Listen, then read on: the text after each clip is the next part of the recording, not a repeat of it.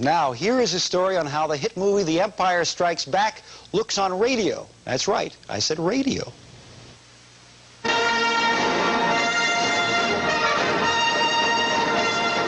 Empire Strikes Back strikes back, yet don't be fooled. This may sound like the real thing, but it looks nothing like it. It's The Empire Strikes Back, the radio version. You two, Chewie, put me down, will you?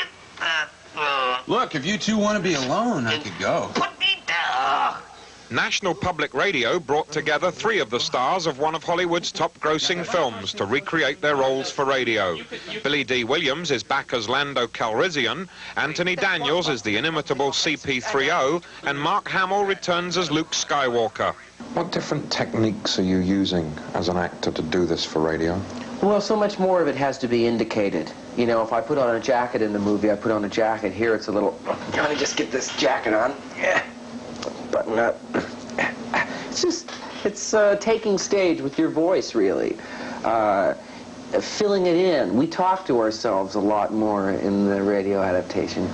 Gee, I wonder where Han and Chewie went. There's no one there but 2 stormtroopers and I mean, it's like that, you know. It's the old Bob Newhart phone call. What's that you say, Mrs. Fetterman? You say R2-D2 just charged up the generator? The big difference for me is that I don't have to get dressed up in the gold suit, and I'm very grateful for that because it's not that easy wearing it. But the amount of energy that goes into making the radio version is really, although it's slightly orientated in different directions, I think it's perhaps even more because we work through so much material in one day, and therefore in a week. We do more in a day than we do in 2 weeks filming on the set. One of the stars who didn't return for the airwaves is Harrison Ford. Instead, Han Solo is played by Perry King. Is it a little difficult stepping into Harrison's shoes?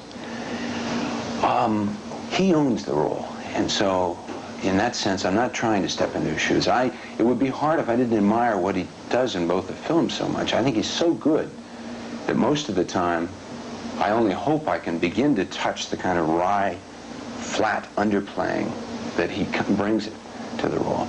Oh, my goodness, Chewbacca.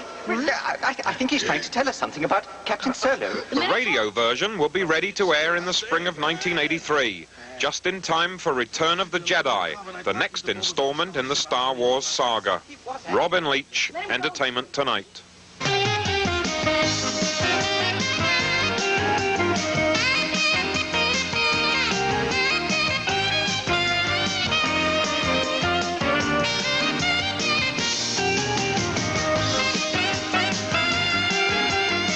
Coming up, Luciano Pavarotti moves from stage to screen.